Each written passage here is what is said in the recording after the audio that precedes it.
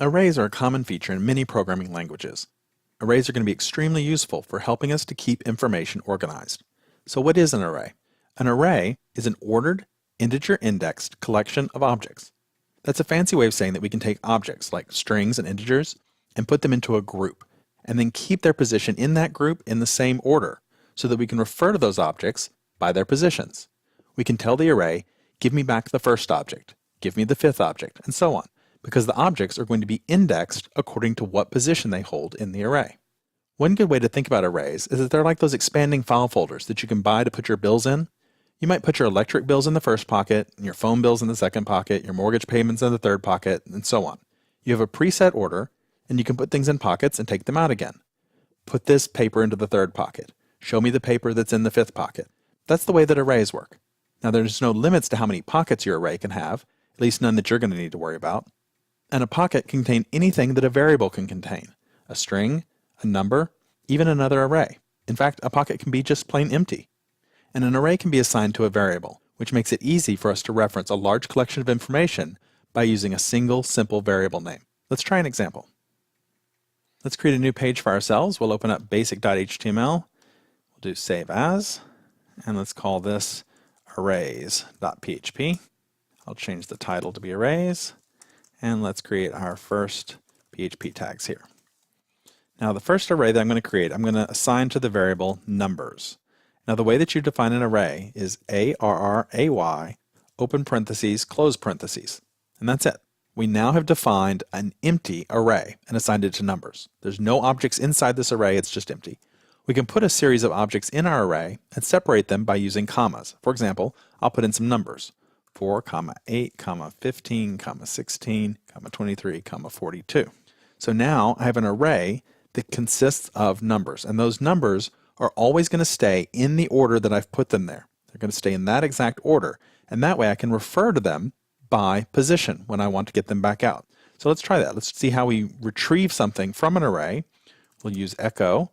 We're going to reference the variable numbers because that's what's pointing to our array. It references it.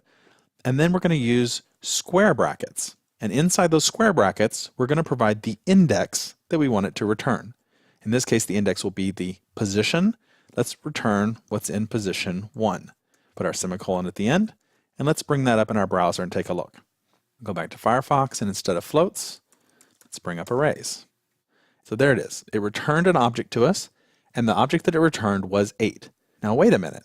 If you go back and you look, 8 is what we would have expected was in the second pocket. And that brings up a very important point about arrays that we must always keep in mind.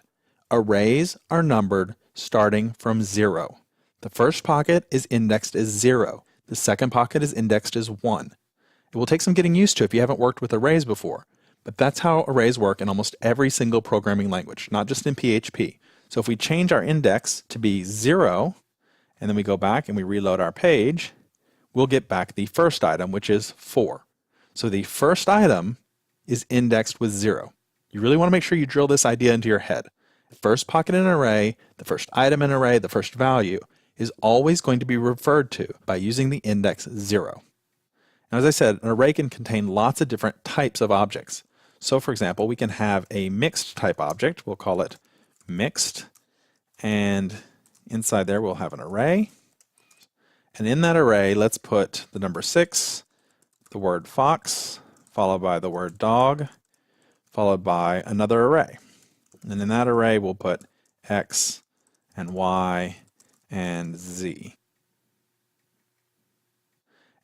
So you see how that works? It doesn't matter what kind of objects we put in there. It can be integers, it can be strings, it can even be other arrays. Any valid type in PHP can go inside an array. So let's now echo back one of those values. Let's do echo from mixed, and let's ask it for what's in number 2. Let's put some BR tags in here just to clean this up a bit. Put one up here as well. And let's also ask it, before we go back and reload the page, for what is in pocket number 3. Now we know what number 2 should be, right? Because we know that they start counting at 0. So you can go down the numbers and say 0, 1, 2, and figure out what's going to be in the second position, the second index. Let's bring that up in our browser and take a look and see if you were right. And it returned dog to us. Now, notice here, we got a notice, array to string conversion is what's happening. and it returned to us array. So when we asked for the third item, they came back and said, it's an array. That's what I see there. I see an array.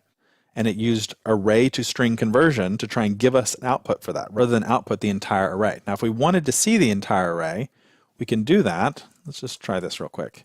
Echo, let's look at the array itself. See what that gives us? That comes back and gives us array as well. Instead, it's really helpful when you're working with arrays to use print_r. That stands for print readable. And that's a nice way for debugging to see what's inside of our arrays. Now, it's not something we would ever want to show to our users. It's really just for our purposes. With our array, hopefully, we've pulled the data out of the array that we want, and we're not going to run into this problem. But let's just do print r on mixed and see what that gives us back. You see, that gives us something that's readable now. It shows us, this is an array, and here's what that array contains. And you can see the indexes in front of each one. This is index 0, this is index 1, and so on. Even nicer is if you put the pre-tags around it for the HTML. And now, look at that. Now they're indented and everything. Makes it nice and easy for us to follow and see what's inside that array. Now, what if we wanted to get a value out of this array, right? So we're basically looking inside one array, and then from that, pulling another value out of that array. We can do that. Let's just go up here and copy this line. We'll bring it down here. And after we get back the nested array, which is in position 3, then we're just going to ask for what's in position 1 right after it. Square bracket followed by square bracket. Go take a look. There it is. It returned y to us. See how that works? Now I'm just going to get rid of these warnings up here by just commenting these lines out so we don't hit those anymore. Now, what about adding things to our array, right? We were able to pull things out of the array, but we want to be able to assign values into it. We don't want to have to redefine the whole array each time. We can put things into pockets by simply saying mixed, and we'll say at position 2 equals cat. That's it. That's all there is to it. We just say, all right, at position 2, set this value. Put that in there. It's just the simple assignment operator. Let's do another one. I'll just copy this line. And let's say that at position 4, we're going to put mouse. Now, wait a minute. There is no position 4. Position 3 was this item here. So position 4, it's okay to refer to it. It's going to put an item in that 4th position for us. So let's go ahead and take a look. And while we're at it, let's move our print the array down to the bottom. And that will allow us to just see everything that's in there. So here it is. See cat up here and mouse down here in the 4th position. There's also another way. If you don't know how long something is and you just want it to go to the end, you can just make it be blank. Let's do horse. And that will put it at the end. It's appending it to the end. Whatever the last index is, this is going to add it to the end of it. Take a look at that. And so there it is. I put horse in the 5th position. So the power of arrays is that a set of information can be referenced by a single variable. Imagine if we have 1,000 email addresses. We wouldn't want to create 1,000 variables for those. Instead, we can assign all of them to an array and then use one easy-to-reference variable to pull up each email address by its index. The other thing that's powerful about arrays is that they keep their information in the same order unless we change it. Whatever we put in the first pocket stays in the first pocket. So arrays are good for keeping ordered lists. We can sort those 1,000 email addresses, and then they'll be kept in that order for us by the array. You can imagine how arrays are going to start helping us when we start pulling records and data out of our database. We can retrieve 50 customer records, sorted alphabetically by last name, and store them in the array. And they'll stay sorted in that array by last name. The one last thing that I want to mention to you is that PHP 5.4, which most of you are probably running, 5.4 or later, has a short array syntax. Instead of writing out the word array, we can just use square brackets to define it.